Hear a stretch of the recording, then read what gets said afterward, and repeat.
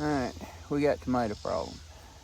If you try to grow tomatoes in the south, you're going to deal with a lot of different things. Today we're dealing with early blight.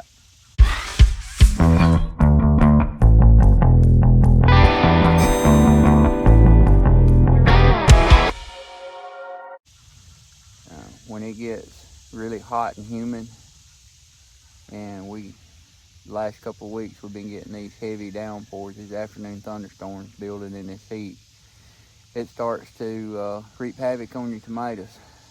And we're going to show you how I deal with it. Not 100% effective. Sometimes they're just gone too far, but I'm going to show you what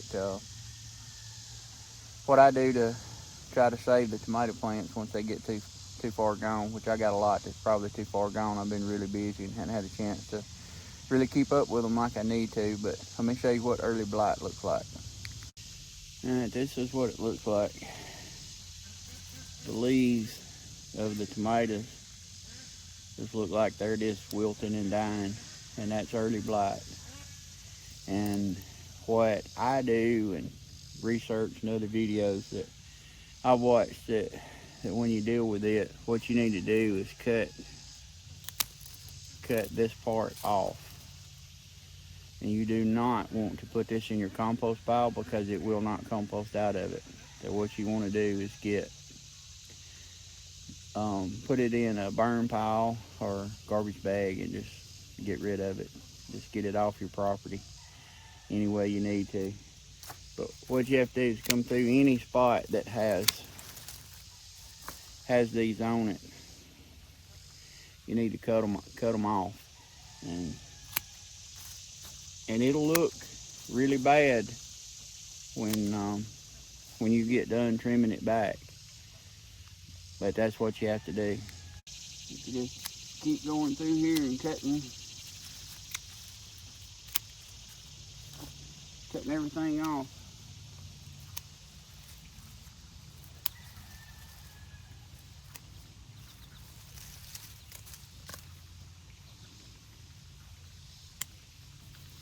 And don't leave any of this laying on the ground, because this fungus does come from the ground. Why you trim your tomatoes and keep everything up off the ground. And it will help with air circulation, and of course, as you can see, it trims it back to nothing. And you can kind of see those that I've already done. Once you go through and get all your tomatoes trimmed up, which I'm just getting started, I've got a bunch to do. But once you get them trimmed back, you can spray them with a copper fungicide and Dalkinase. Then you can use hydrogen peroxide in water and spray each one of them. I spray them each one of them individually and get a good coating on them. You can spray them every 7 days. And the Dalkinase has got a 0-day residual once you spray your tomatoes. It'll tell you in the instructions on how to use. Some things that you spray them on, it's 7-day, but for tomatoes it's just a 0-day residual. So you can spray them today and pick them and eat them tomorrow. But we're gonna go through here and get all this cleaned up, and I'll show you what it's looks like once we get it done, and I'll show you exactly what I spray them with.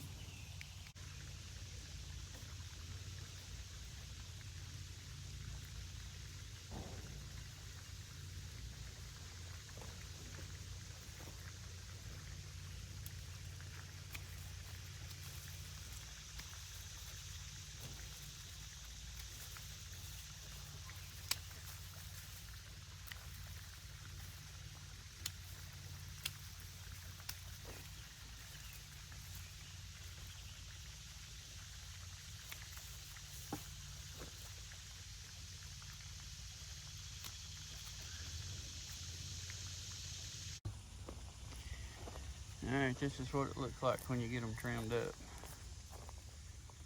They look pretty rough.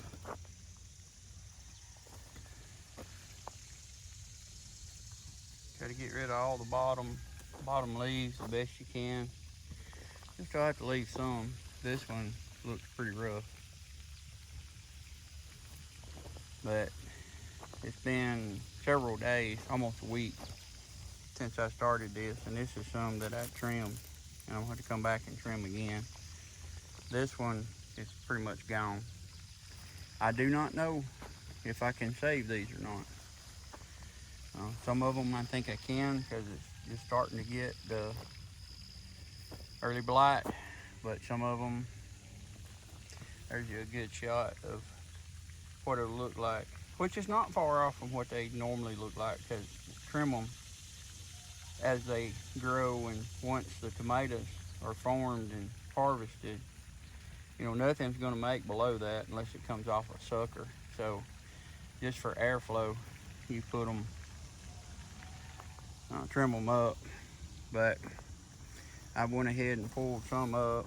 So there was one right there, and there'll be several of them. Well, probably 90% is probably not going to make it. If I had to take a guess, I'd probably say somewhere about the second week or third week of August, all this will be done. Thing trimmed, you need to come back and spray, and this is what I use. It has Daconel in it. If I can get it to focus there. It has Daconel. I think in the first part of the video referred to it as Daconese, but it's Daconel. I've already sprayed them once with this, and I think it's helped some. But that's what I'll spray next. Then I'll follow it up with a copper fungicide, which I was out and had to order it. It should be, it says it'll be here today. But again, this is caused from extreme heat and humidity like we get down here in Alabama, and a lot of rain. Now, since I started making this video, let's back up to Monday. Monday afternoon, 1.5 inches rain. Tuesday, 2 inches of rain. Wednesday, we got just a light shower. Thursday is what we call a frog strangler down here in the south. We got it. And got it pretty heavy late last night. And today, they're talking about 3 to 4 inches of rain coming in, strong afternoon thunderstorms. So if you're gonna grow tomatoes in the south, this is what you gotta deal with. Now, I will tell you this, every one of these tomatoes that you're seeing here was sprayed when they was in the greenhouse at a young age with this Daconel and a copper fungicide to stop this from happening. And most years, it works very well. But this year, we have had rain after rain after rain. Normally, we get a good bit of rain in May, a little bit in June, and in July and August and the first part of September, we don't get anything. We just end up hitting a drought. So anyway, your next step is going to be spray your tomatoes real heavy.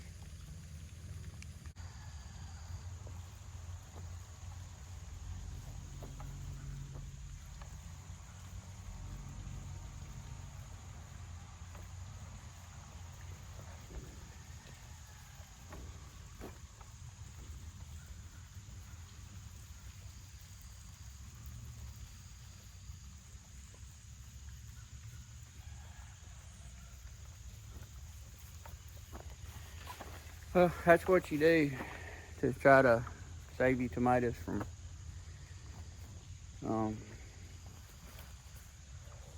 early blight. And that's what causes it. Give it a try. Maybe this video helped. I don't think I want to see me spraying all these tomatoes. But one thing to keep in mind with Daconel, it has a 0-day residual. So it means I can spray these tomatoes and then come right back and pick them. Of course, you know, you always wash everything when you bring it in from the garden anyway, so you can spray it. Spray your tomatoes with Daconel. Copper fungicide has a 0-day residual.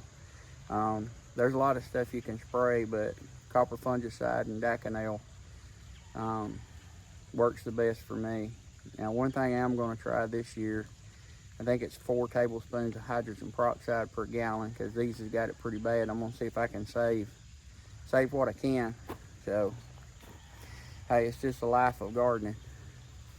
And sometimes it's easy and sometimes it's not. But I'd rather it not be easy and grow my own food is not know where it comes from. So keep that in mind if you wondering if it's worth it or not, because it is. All right, that's gonna do it for this one. Hope y'all enjoyed it.